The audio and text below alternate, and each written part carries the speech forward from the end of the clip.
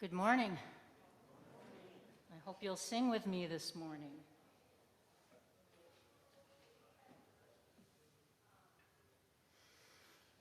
Come, come, whoever you are, wanderer, worshiper, lover of leaving, ours is no caravan of despair.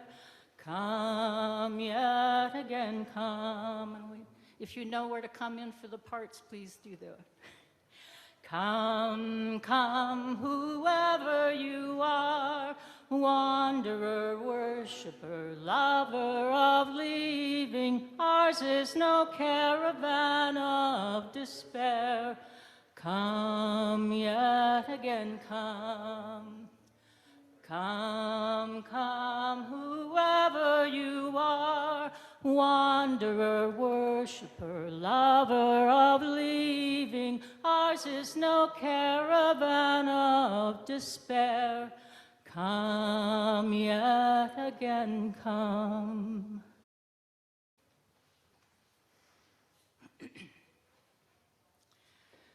In my soul the sun is shining, in my heart the flowing stream, in my breath the air of mountains, in my body Mother Earth.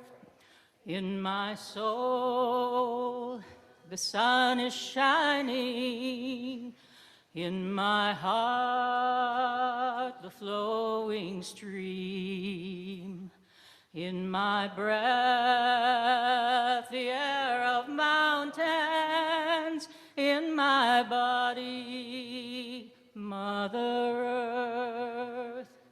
In my soul the sun is shining, in my heart the flowing stream, in my breath the air of mountains, in my body Mother Earth.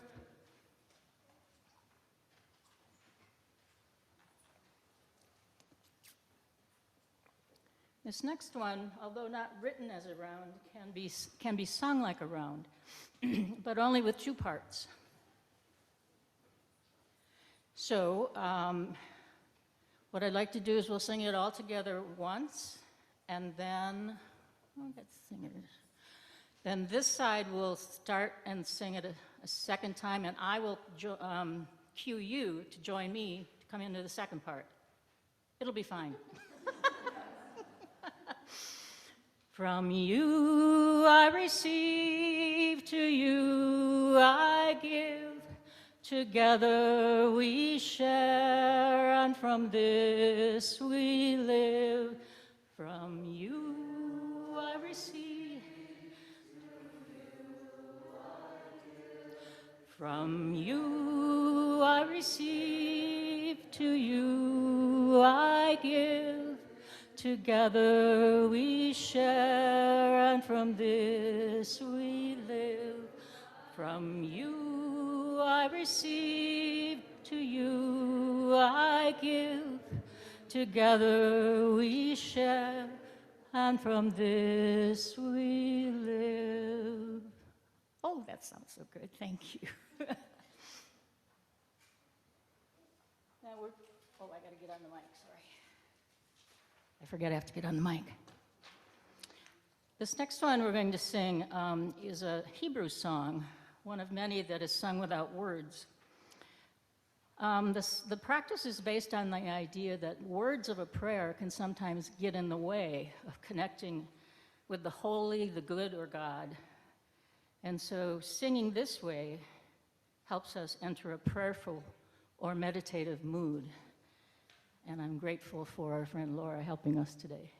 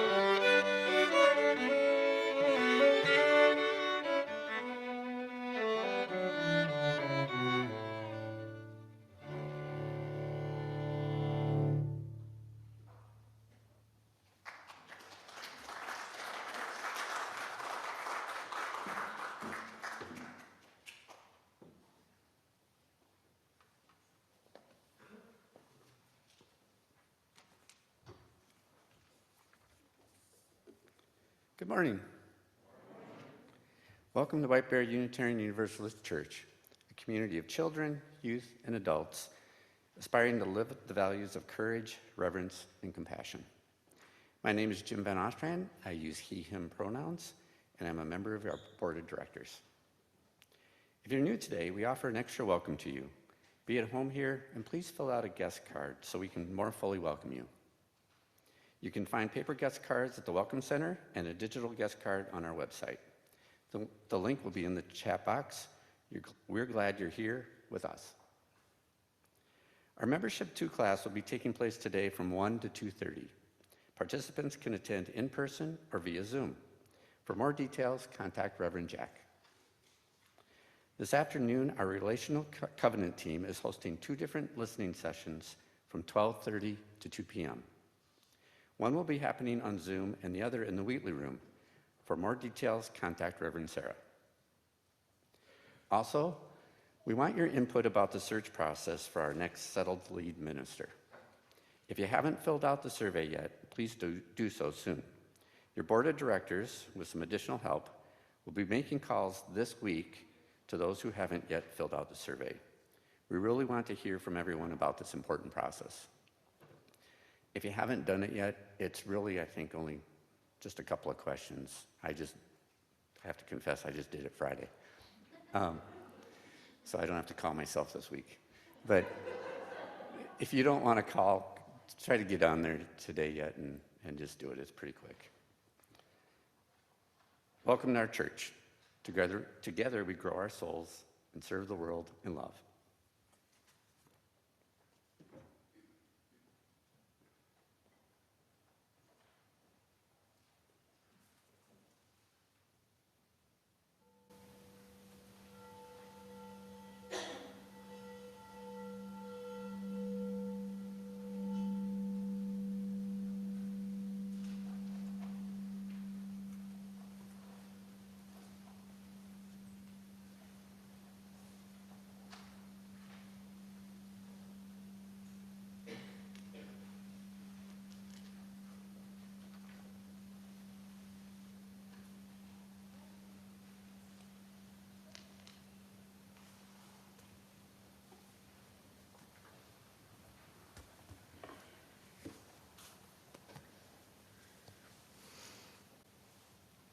Come in.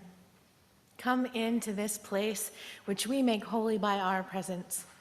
Come in with all your vulnerabilities and strengths, fears and anxieties, loves and hopes, for here you need not hide, nor pretend, nor be anything other than who you are and who you are called to be. Come into this place where we can touch and be touched, heal and be healed, forgive and be forgiven. Come into this place where the ordinary is sanctified, the human is celebrated, the compassionate is expected. Come into this place. Together we make it a holy place. Welcome. I'm Reverend Sarah Goodman. My pronouns are she, her, and Ellie Rogers will lead us in our chalice lighting.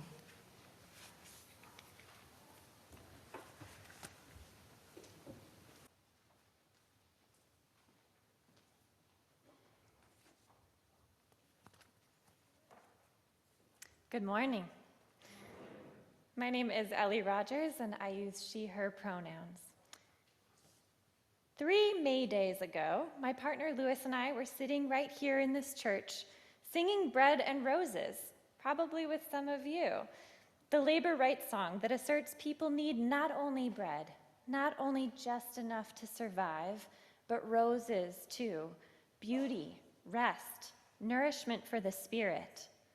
I was pregnant at the time, and we'd been methodically and indecisively making our way through a baby name book. But that morning, we alighted on the name of our child. Rose is 2.5 now. To keep us aware of our own needs and the needs of all around us, on Rose's wall hangs a gold-framed print from local artist Ricardo Levins Morales of feminist labor leader Rose Schneiderman's 1912 quote. What the woman who labors wants is the right to live, not simply exist, the right to life as the rich woman has the right to life, and sun and music and art. You have nothing that the humblest worker has not a right to have also.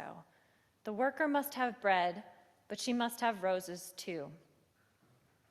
Most nights, after the rush and hustle of our workday is done, and before dishes and laundry and tasks take over, there is a pause our family rests in together in Rose's room. We hold Rose between us and sing a song before she sleeps. Most of the lullabies are songs we sing here at church, actually. Lately, she's been requesting the Shaker hymn, Simple Gifts, and it's a little like an invocation to me. When we sing together, the sun drops, I notice the sky out the window, I notice her weight in my arms, her smell and warmth. Sometimes I feel like I haven't taken a breath all day until then. These happiest moments are also simple ones. Rose, the sun and music, a slow down into the valley of love and delight, as the song says. We light the chalice this morning in honor of the songs we sing that remind us of the bread and the roses we all deserve.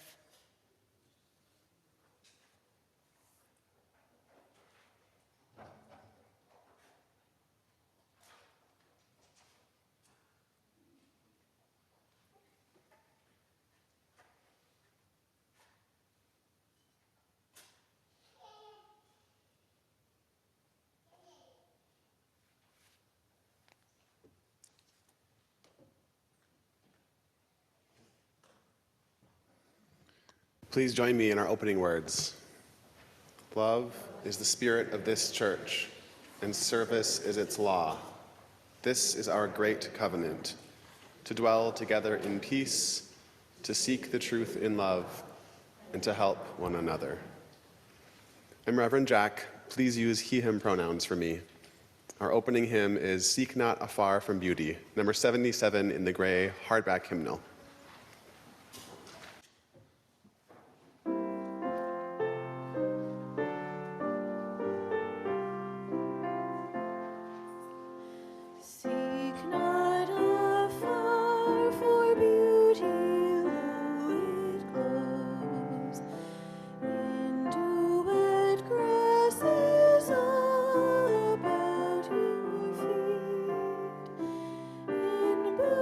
Inside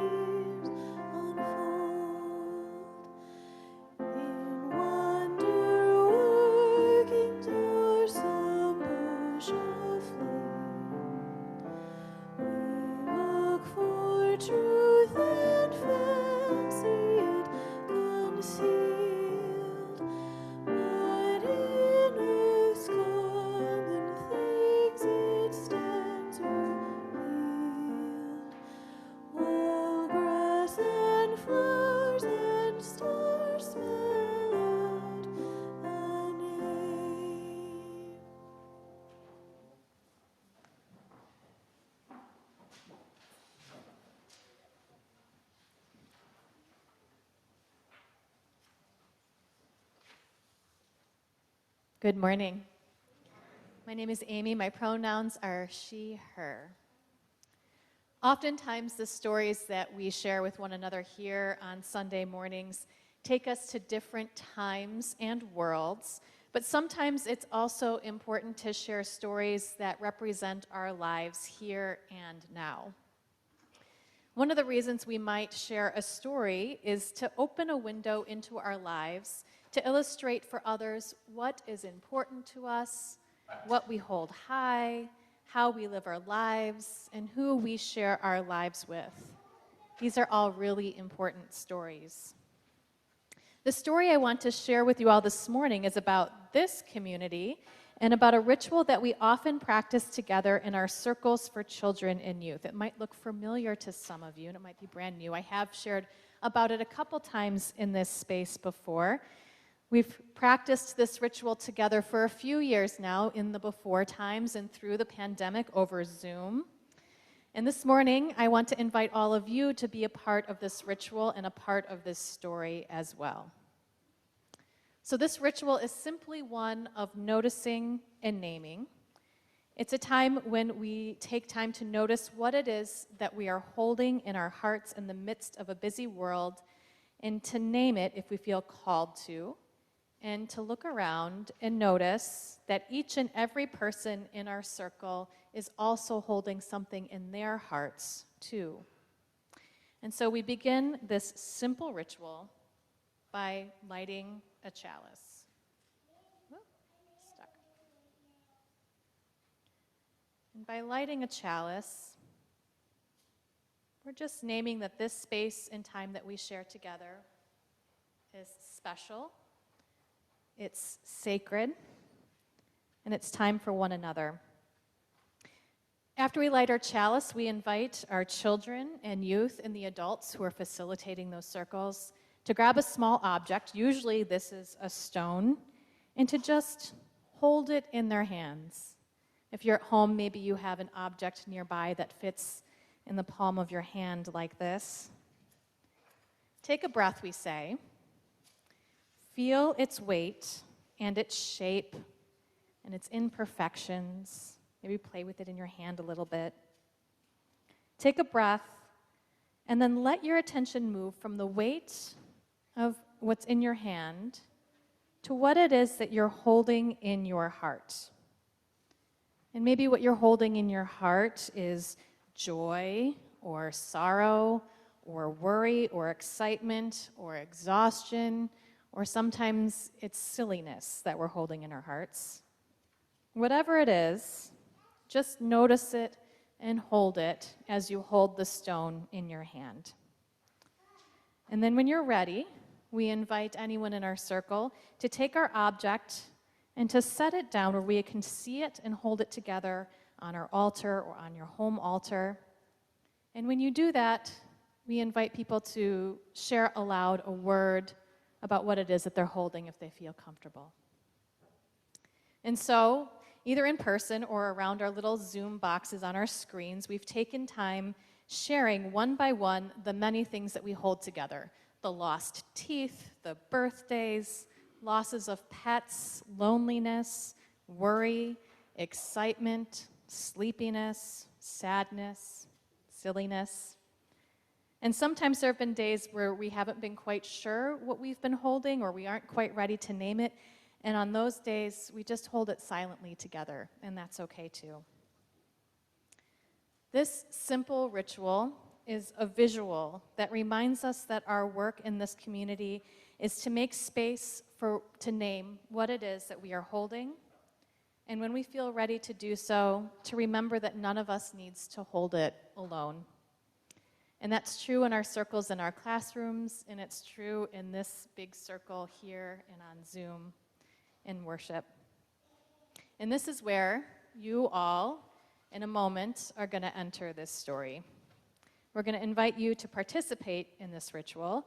Those of you that are here in the sanctuary are going to be invited to come forward and grab a stone or raise your hand nope, we're going to bring the stones to you. That's what's happening. We're bringing the stones to you. We'll bring the stones to you, and if you're joining on Zoom, we won't bring the stones to you, but you can find one hopefully nearby on your home altar, is just something that fits in the palm of your hand. And then during the meditation, you're going to be invited to add your stone to this altar here or to your home altar. As you place your stone, we invite you to speak a word, if you feel comfortable, that speaks to what it is that you're holding, or just simply add your stone silently, if that's more comfortable. However you share, whatever it is that you're holding, we're going to hold it together.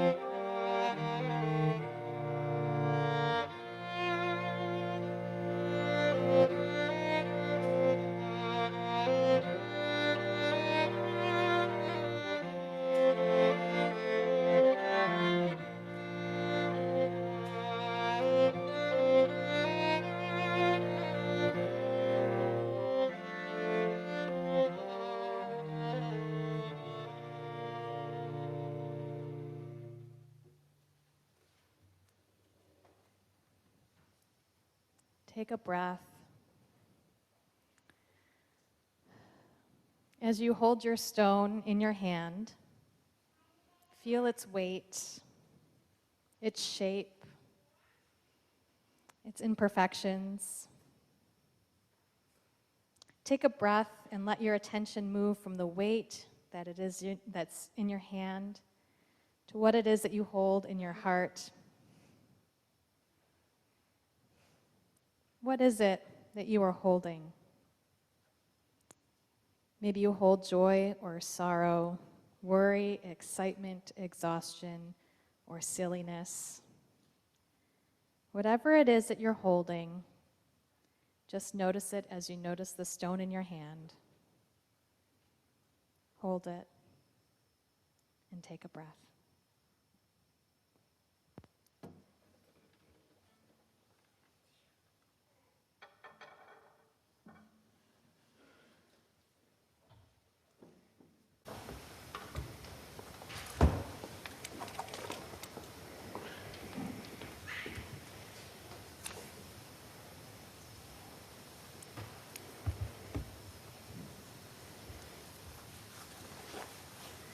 Take another breath as we continue deeper into a spirit of meditation and prayer.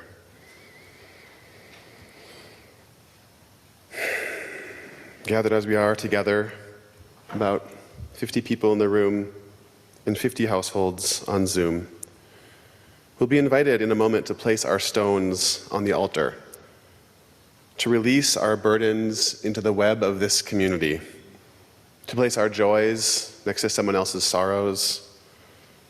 We do this practice every week, but we don't always have the visual. Today, we take a bit of extra time, noticing how our stones touch other stones. Our stories bump into the stories of others. Our hopes cast shadows on someone else's fears. Our worries weigh heavily on top of someone else's celebrations. This is the unity within community. We are in this together. Take a breath And feel free to bring your stone forward. Add it to the altar, naming silently or out loud what it is that you are holding.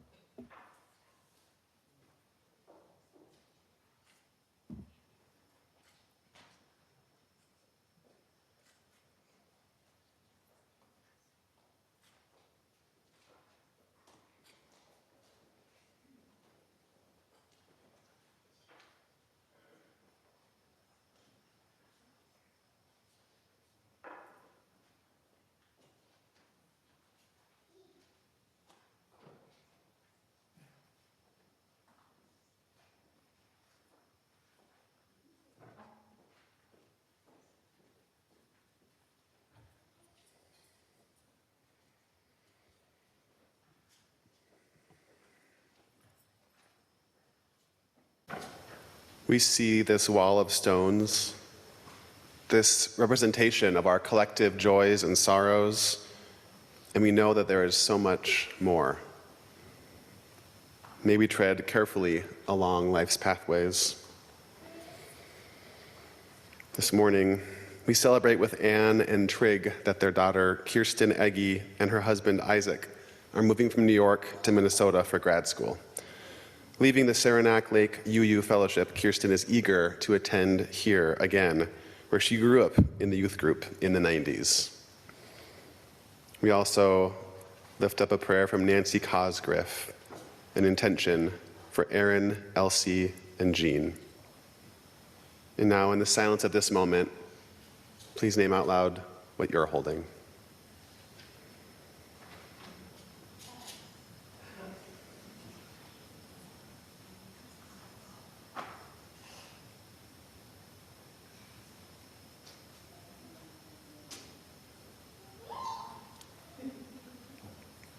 Knowing we can hold it all, be blessed and be a blessing.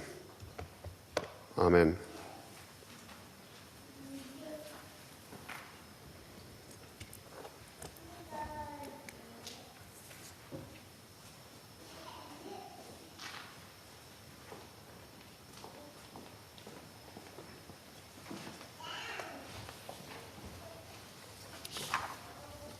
Our special collection today is to continue our tradition of supporting education in our community. Through an endowed scholarship at Century College, we provide assistance with the rising costs of extraneous school expenses. Our scholarship helps a student cover costs like transportation, books, groceries, and childcare. Today's special collection will help grow the endowment with hopes to increase the funds we can give. We'll pass the basket in this room, and there are 3 additional ways to contribute to the offering. You can donate online via the website, send a check or leave one in the locked box outside the front office, or follow the text to give prompt on the screen. However you give, thank you for your generous commitment to this work that we share.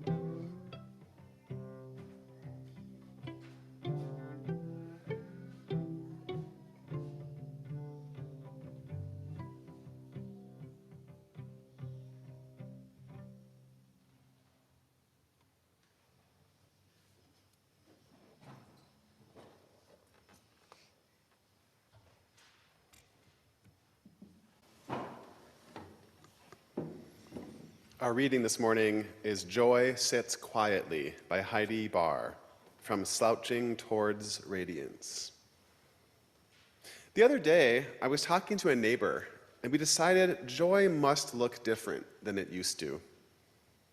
Not that joy has ever looked the same to everyone, but these days, joy seems to find itself snuggled up close to uncertainty, or sprouting in little spiderweb cracks of the old ceramic pots that got left outside all winter.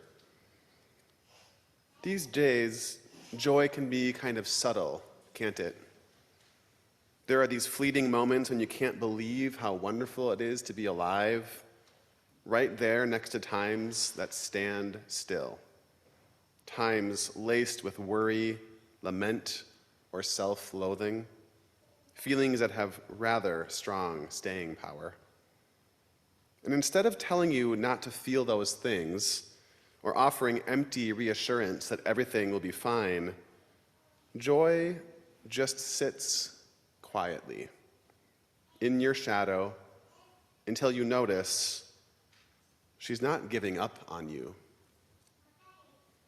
As we come marching, marching, unnumbered women dead, go crying through our singing, their ancient call for bread. Small art and love and beauty, the trudging spirits new. Yes, it is bread we fight for, but we fight for roses too.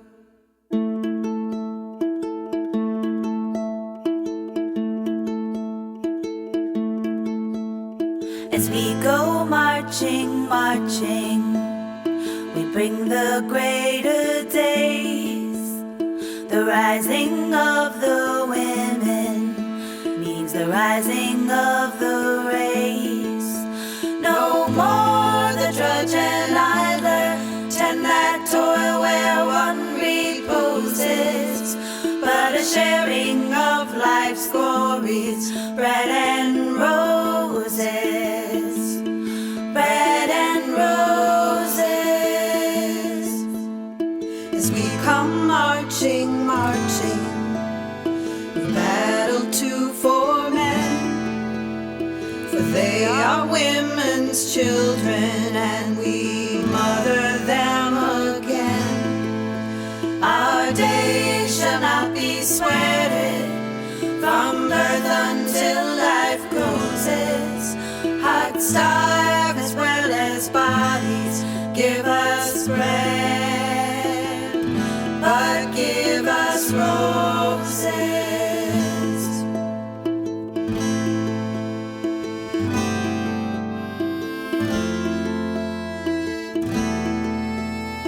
As we go marching, marching in the beauty of the day, a million darkened kitchens, 1,000 millocks gray, are touched with all the radiance the sudden sun discloses.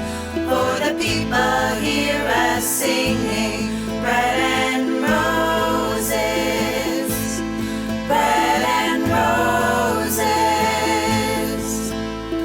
We go marching, marching, as we go marching, marching, as we go marching, marching, as we go marching, marching, as we go marching, marching, marching, as we go marching, marching, marching, as we go marching, marching, marching, as we go marching, marching, marching, as we go marching, marching, marching, as we go marching, marching, marching, we go marching, marching, marching, as we go marching, marching, marching.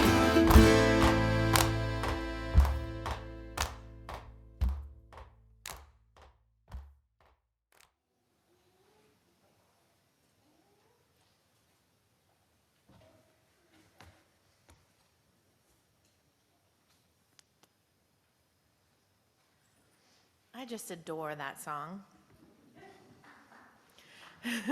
Yay! The way that Carol and Corinne bring it to life, the images that Aaron put together for this amazing slideshow, the beautiful poem whose origins are in the suffragist movement, set to music and sung at countless labor protests through the last century, is a beautiful testament to the needs of people getting met. We need to eat, we need that, but it's only the beginning of our needs getting met. We also need beauty and culture and creativity and time to relax in nature. Our needs are greater than a roof over our heads and a meal on the table 3 times a day.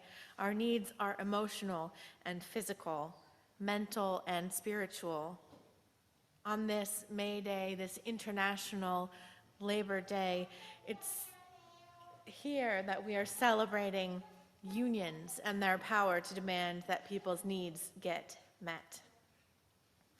Our theme for the month is simplicity, the practice of nurturing beauty, which reminds me of the Shaker song, Simple Gifts, also known in our hymnal as "'Tis a Gift to be Simple." I shared about this song in a sermon earlier this year. The song was written by the American Shakers in the mid-1800s. It's a familiar tune, one that I grew up singing in my home and is in many Christian hymnals. It's been sung and played and danced to so many times, it's become a part of our American culture. It's written as a dancing song, which is why it mentions turning, turning. The Shakers were well known for dancing in worship. They believed that moving their bodies could bring them closer to God, closer to the internal divinity. And here's something I didn't mention about the Shakers when I shared about them earlier this year, something that Ellie reminded me when we were preparing for this service. The Shakers were deeply socialist. When you joined the Shakers, you gave all your money and possessions to the collective, and the collective used the money and the possessions for the good of everyone.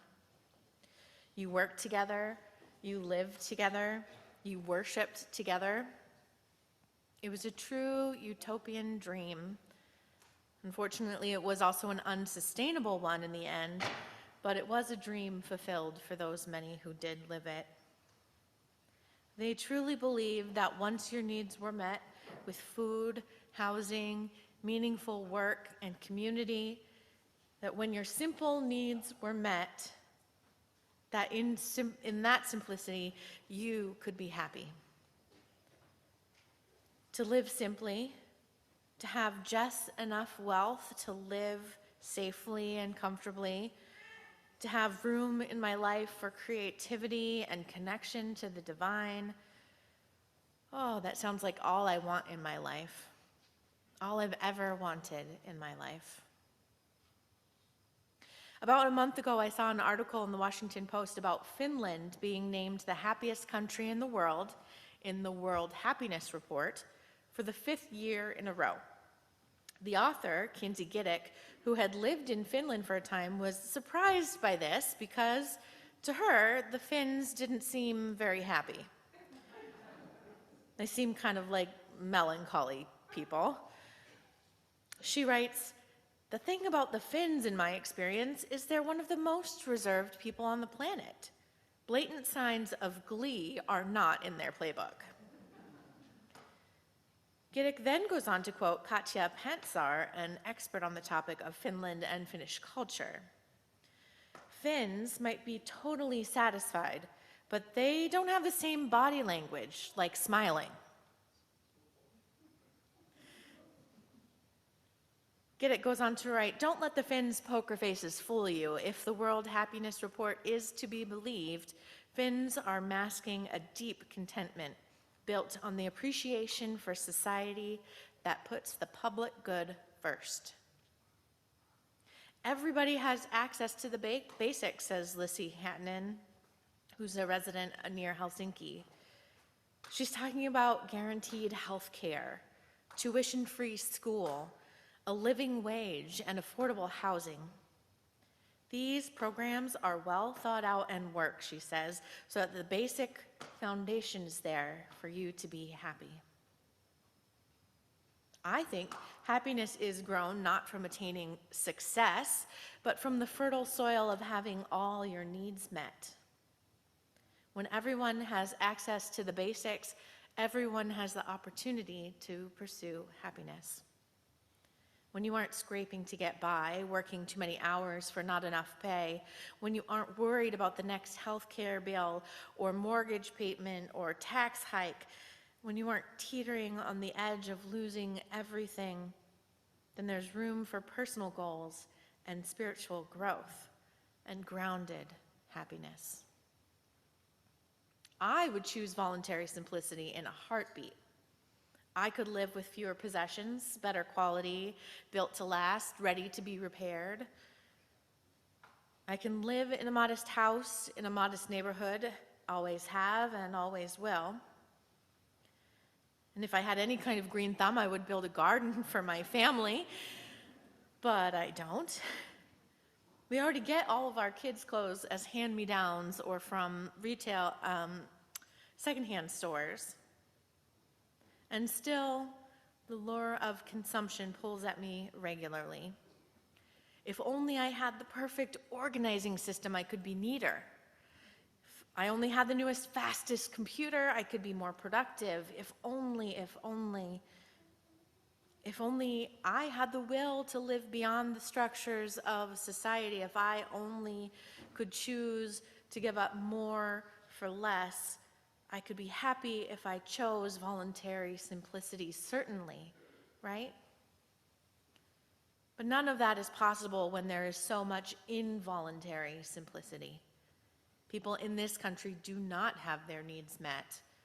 People in this country live with rising prices and wages that have stagnated for longer than I've been alive. Longer than I've been alive. Even our fight for a higher minimum wage is lagging behind. $15 an hour isn't a living wage anymore. Companies are taking advantage of the pandemic to artificially raise prices under the guise of inflation. So much of the labor that is necessary for our society's success is unpaid, namely caring tasks like parenting or caring for aged family members. Costs for medical care and housing have skyrocketed, ballooning way out of proportion for our stagnant wages. And folks are buying up homes not to live in, but for income, pricing out people who would actually need affordable housing. We seem to be arriving at a breaking point in this country. The majority of people can no longer live off of their income, and finally, unions are returning like they did 100 years ago when things were like this before, allowing workers to demand living wages, to demand fair treatment. Unions are forming at huge multinational organizations. Workers are walking out of jobs that treat them poorly. Solidarity brought victory for our teachers, our educators in St. Paul and Minneapolis just a couple months ago. It's a start, and there's a long way to go before the basic needs of the people in our country will be met. As Unitarian Universalists, it is our task to keep pushing forward towards equity, to keep supporting unions and lawmakers that believe in human dignity and that our basic needs should be protected and supported by the government. As people of faith, we find our foundation in the people of this congregation. Many of us have the basic need of community met every Sunday when we walk through these doors and find ourselves enveloped in the arms of friends and acquaintances we know will hold our lives together in compassion. This altar here shows that we are one in many, interconnected. This altar shows how much each of our lives is intertwined. And at the end of our circles with children and youth, we come back to our altar and notice that each one of us brings this beauty with us. We also notice how the beauty that is shared changes us. And so at the end of our gatherings, we pick up again the stone or item or whatever, and name one thing that we bring out of our circles. We do this because the moments we spend together change each and every one of us. Our hearts shift, our souls grow even the tiniest bit. We learn something new or make new connections. We bring so much into our circles, and we leave changed by one another. So as we sing our closing hymn, I will invite you to come forward to collect one of these stones and silently consider what has shifted within you. If you prefer to remain seated, we will come to you with a stone. And if you are at home, you can hold the item you chose earlier once again.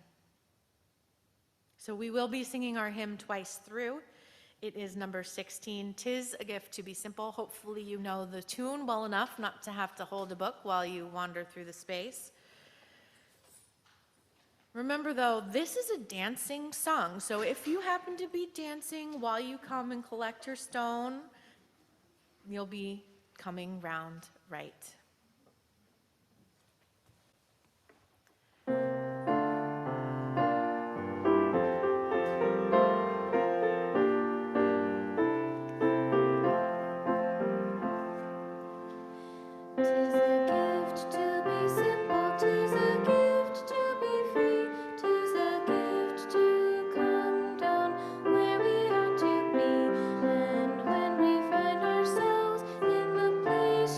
Just right.